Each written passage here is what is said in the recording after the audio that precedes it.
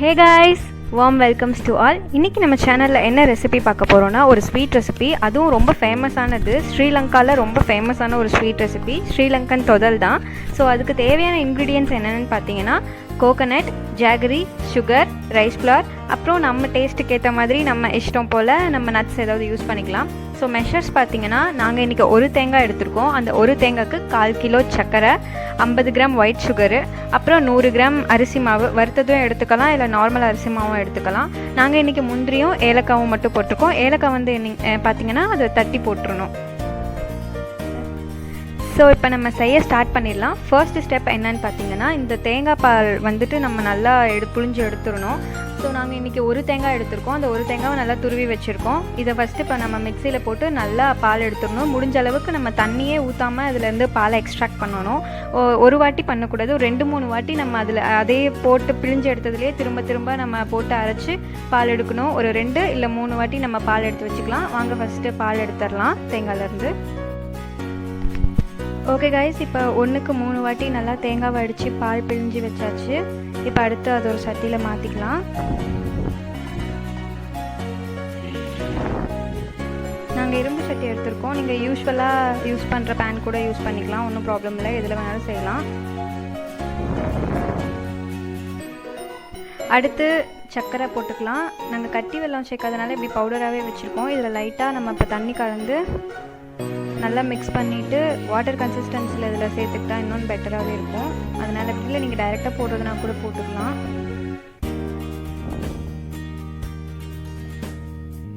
Okay, முன்னே நம்ம எடுத்து வச்சுருந்த அந்த ஜாகரி பவுடரில் வந்துட்டு இப்போ தண்ணி கலந்து நல்லா மாற்றியாச்சு.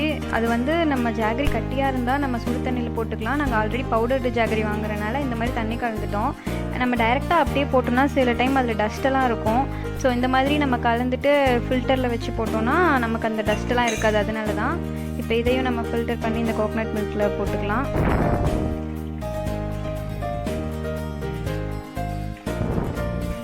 இப்போ கோகோனட் மில்க், ஜாகரி வாட்டர் நம்ம யூஸ் பண்ணியாச்சு. நெக்ஸ்ட்டு சுகர் போட்டுக்கலாம். 50 கிராம்ஸ் ஒயிட் சுகர் எடுத்துருக்கோம். அதை போட்டுட்டு நல்லா கலந்து விட்டுக்கலாம்.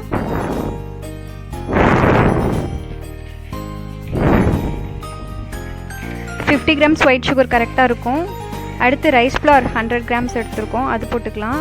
இது துளி கூட கட்டி விழாமல் நல்லா கொஞ்சம் கொஞ்சமாக போட்டு மிக்ஸ் பண்ணிக்கலாம்.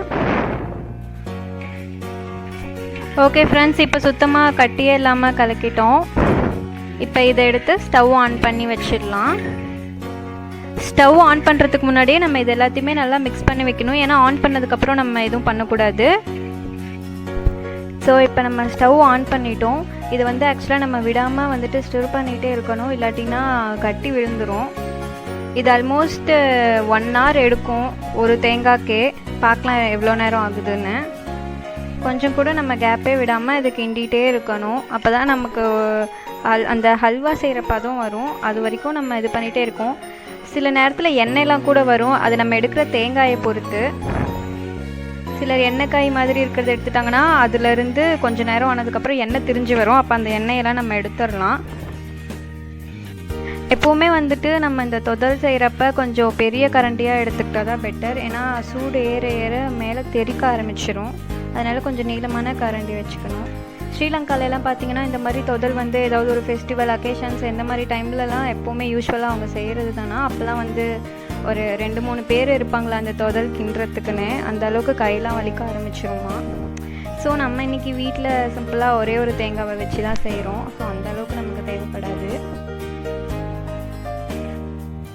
ஸோ பாருங்கள், நம்ம வச்சு கொஞ்ச நேரத்துலேயே இவ்வளோ திக்காயிடுச்சு. இந்த மாதிரி அப்பப்போ தெரிக்கும்.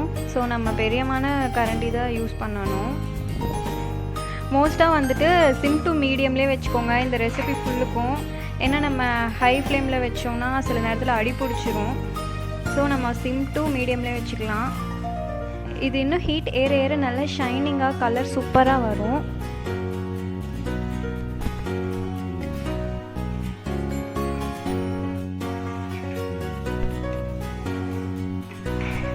இது மோஸ்ட்டாக அந்த ஸ்ரீலங்கா போகிறவங்க வரவங்க எல்லாருக்குமே தெரியும். எந்த ரெஸ்டாரண்ட் எந்த ஹோட்டல் எங்கே போனாலுமே இந்த தொழில் கிடைக்காம இருக்கவே இருக்காது.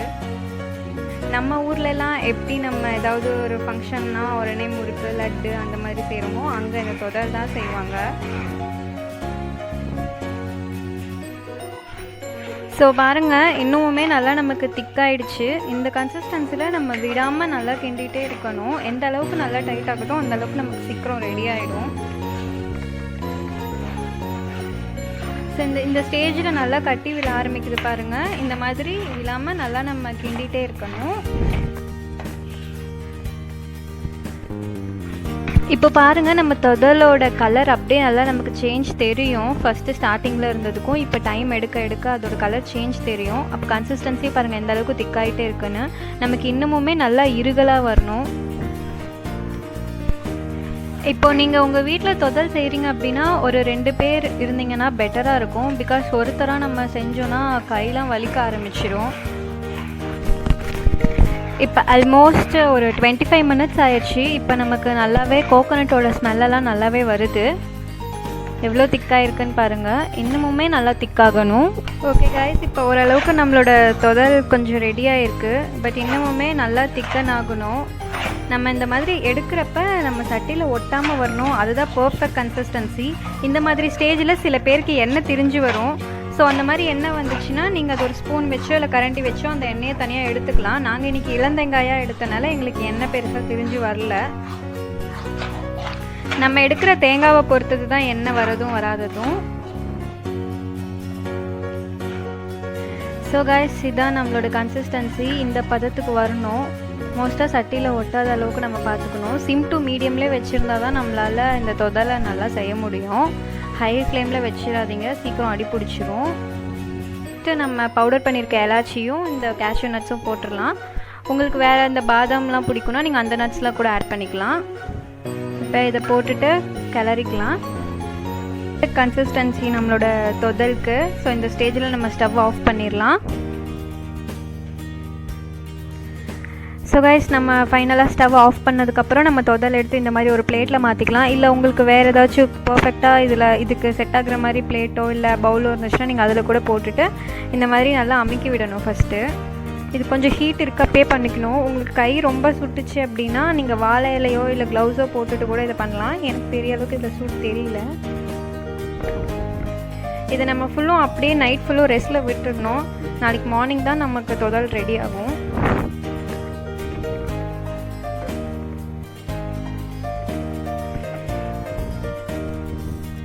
ஆக்சுவலி இந்த தொதல் வந்து பிளாக்காக இருக்கிறதுக்கு ரீசன் வந்துட்டு நாங்கள் இரும்பு சட்டியில் பண்ணனால தான்.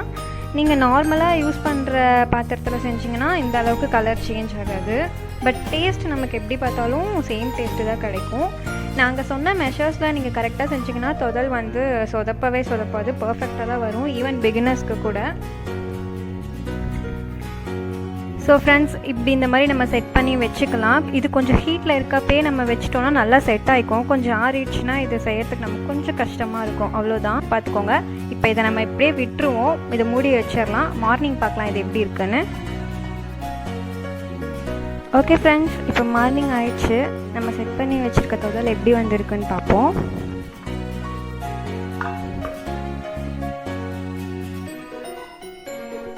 பாருங்கள், இப்போ இதை அப்படியே டீமோல்ட் பண்ணிக்கலாம்.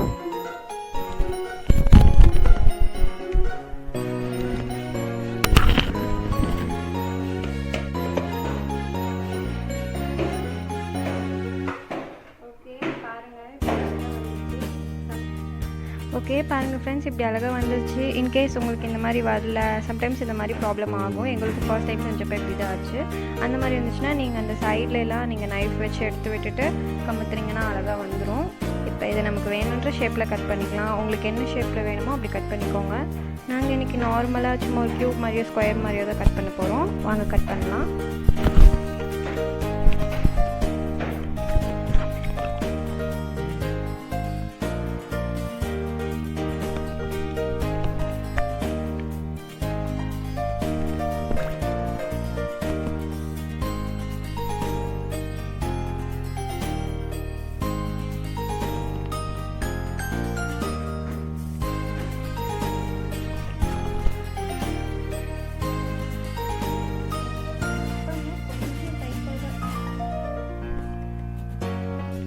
நல்ல ஷார்ப்பான நைஃப் யூஸ் பண்ணிக்கோங்க.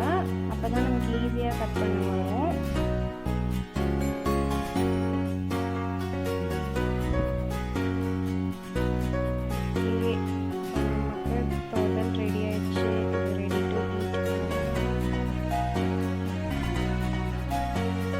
ஓகே கைஸ், இப்போ நம்மளோட தொதல் கம்ப்ளீட்டாக ரெடி ஆகிடுச்சு. ஃபுல்லு கட் பண்ணிட்டோம்.